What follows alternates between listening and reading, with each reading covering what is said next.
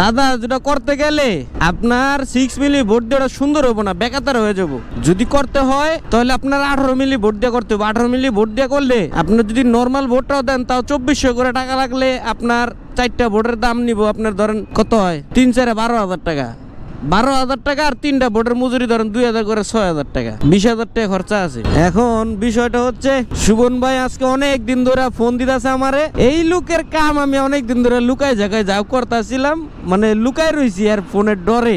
নেতা মানুষ কোন সময় মায়ের মুড়ি দিয়া বহে, এই তো আজকে প্র্যাকটিক্যালি ধরে লাইছে আমারে। এখন তো আমি কই যাবো কোন হ্যাঁ নিয়ে নিয়ে ঘুরমু আর দেখামু কি পেশারটা আছে, তাহলে বুঝতে পারবো আমার দুঃখ।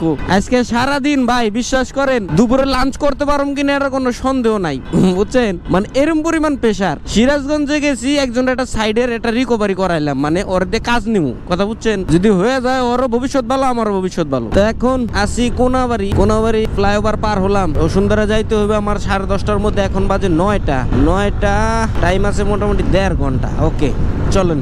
আর এই দিনে দেন রোদ, বাবা রোদের যে টেম্পার, এখন থাকবো হচ্ছে ঠান্ডা, কুপকুপে ঠান্ডা।